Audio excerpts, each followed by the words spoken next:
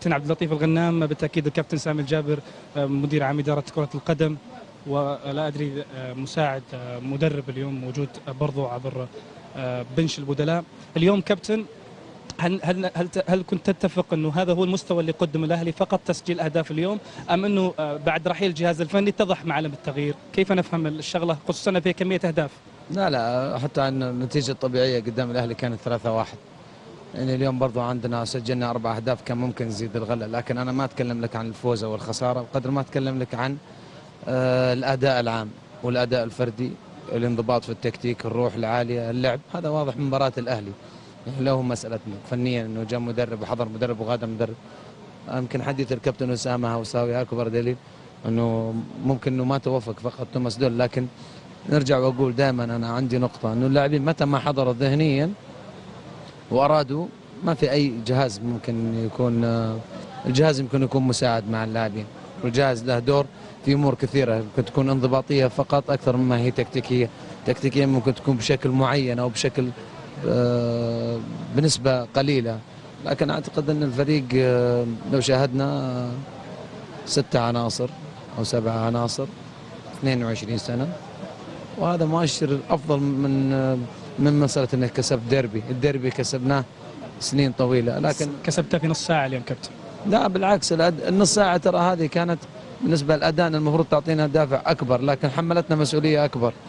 دائما الدربيات ما في بينك، حتى لو سجلت 3-0 في تاريخ كبير بين الفريقين، انه ما تعني نتيجه كبيره في شوط او في نص ساعه.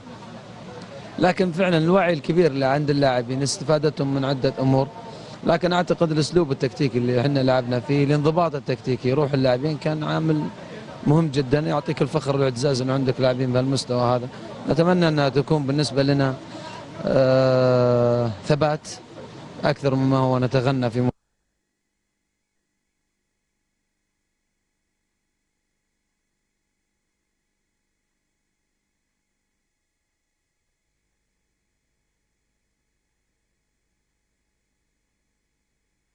زي اللي تايهين في الملعب. بعض اللاعبين في مراكزهم في تباعد كبير. انا اشوف من برا، لكن انا استغليتها بالثلاثي او الرباعي الموجود 4-1 4-1. الرباعي هذا ادى مهمه اكثر من رائعه، ونفس ما طلبنا منه سواء قبل المباراه او اثناء المباراه.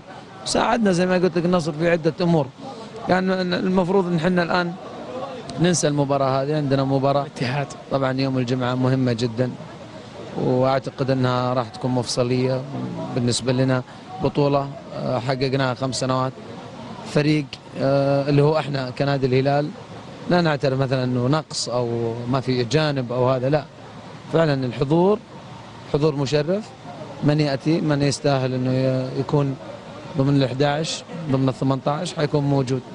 طيب كابتن، اللعب على ارضيه الملعب اليوم هي سلاح الهلال، نستطيع ان نقول الباصات القصيره هي السلاح الاهم فنيا اليوم. انا اقول السلاح يعني ما اقدر اقول لك، لكن قراءتنا للنصر قبل المباراه كانت في محلها، خصوصا مو بس الباصات القصيره، اللعب خلف المحاوره. واعتقد انه ساعدونا 2 محاور اليوم، وكان يعني كان عندنا دائما لاعب حر زياده في الملعب، عزيز او غالب، عبد الغني او الزيلعي ما يعرفوا من يغطون بالضبط. كان دائما ما يكون عندنا لاعب حر، حتى لما يغطون ال4 الصغار اللي موجودين تقريبا اللي هم يشكلون خطوره في اللعب الباصات القصيره، يكون عبد اللطيف دائما حر. اخيرا هسك طالب الهلال بابقاء يو، صحيحه هذه المعلومه؟ اعتقد انه يو موجود كلاعب محترف، طلب ان يستمر يعني انه لا يكون من ضمن التقييم. اكيد عنده الان هاسك من هنا الى لانه لاعب محترف. اعتقد الخانات اللي احنا محتاجينها، يعني شوف بغياب العربي، لو لا سمح الله العربي رجع مصاب، ما عندنا مهاجمين محترفين غير ريو مع سعد ومع عيسى المحياني. موجود يو وجود كويس يعني مهم، ووجود اليوم اعتقد انه يعطيه ان شاء الله دافع اكبر، لان احنا نحتاج كل لاعب سواء كان محترف او محلي. حينما خسرت من الاهلي كانت ابتسامتك موجوده، اليوم تفوز بنتيجه كبيره لا تبتسم كابتن، لماذا؟ والله سؤالك ما شفتك مبتسم، يعني كنت مبتسم مبسوط؟ اكيد فرحان طبعا من جوا، بس مو بلازم ابتسم للكاميرا واعطي واتفائل اكثر من اللازم واعطي الامور اكبر من حجمها. لا هي مجرد مباراه كسبتها. فيه الأهم هو اللي هو يوم الجمعة، وفيه الأهم اللي أنت تفوز تفكر في الكاس. أنا أفكر في بطولة، ما أفكر أفوز في ديربي وخلاص، ولا أنبسط من نتيجة 4 ولا نتيجة 3، أو حتى لما أخسر وألعب ضد الأهلي بالشكل هذا أكون مبسوط أكثر. لأنه إذا أنت حظ وقف ضدك والناس كلها تشيد فيك، هذا هو قمة الانتصار. لكن اليوم يقول لك والله فريق بطل وفريق عنده إمكانيات من امتداد مباراة الأهلي.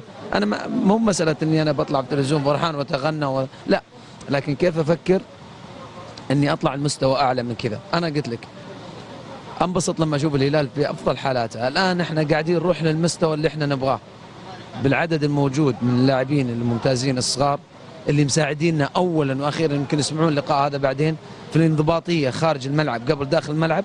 أنا ما عندي خوف من أي شيء، عندي مستقبل أعتقد أني أقدر أعتمد بعد الله سبحانه وتعالى على هالمجموعة النجوم اللي تبغى تقدم شيء واللي تبغى تعطي شيء. الابتسامة إذا متى موجودة أعتقد أن نهاية الموسم حاعطيك ابتسامة من هنا لين عند ذني. ممكن تعطيني الحين، في كثير ناس ما عجبتهم حكاية البرتغيز اللي قلتها ذاك اليوم، برتغيز اللي قلت لأنك تكلمت مع الحكم برتغيز. لا ليه منهم ما عجبهم؟ ما أدري، لاحظت إنه في ردة فعل ما عجبتهم. ليش تفكر ليش ما عجبتهم؟ ليش ما عجبتهم؟ أنا أسألك. والله ما أدري، أنا في كثير ناس ما يعجبها شيء، يعني ما أدري، في ناس تقوم من النوم ما يعجبها ولا شيء. فأكيد إنه البرتغيز ولا الفرنسي ولا الإنجليزي ولا العربي أكيد ما راح يعجبها. إحنا خلينا نركز في فريقنا، اللي ما يعجبه ما يعجبه بسلامته. إحنا نركز كيف نصنع فريق ما لنا أي دخل في أي أحد ثاني. كيف إن إحنا نرجع نصنع فريق فعلا له هيبة قوية.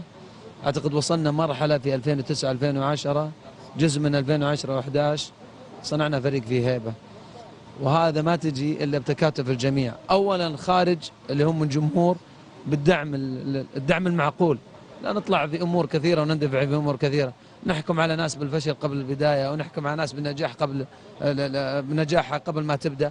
يعني هذه أمور كلها مهمة. الخارج اللي هو خارج اسوار النادي نحتاج الدعم من الجميع. انا مبسوط اليوم كثير، يعني لو تبغى لي افرح اكثر شيء فرحت فيه الحضور الجماهيري، المسانده الغير طبيعيه. بعض الجماهير لما تتكلم معك يجب انك توقف وتسمع لها، لانه عندها راي قد لا يكون عند اي احد ثاني، لكن نحتاج دعمهم في المرحله القادمه حتى ان احنا تكون ابتسامتنا جميعا بعد نهايه الموسم احلى ابتسامه. ما نبتسم في مباراه ونحزن في مباراه ثانيه ونقعد نتذبذب، صعبه، ما اكيد ما راح تشوف ابتسامه. ابتسامة دايما حلوة يا كابتن. شكرا. شكرا.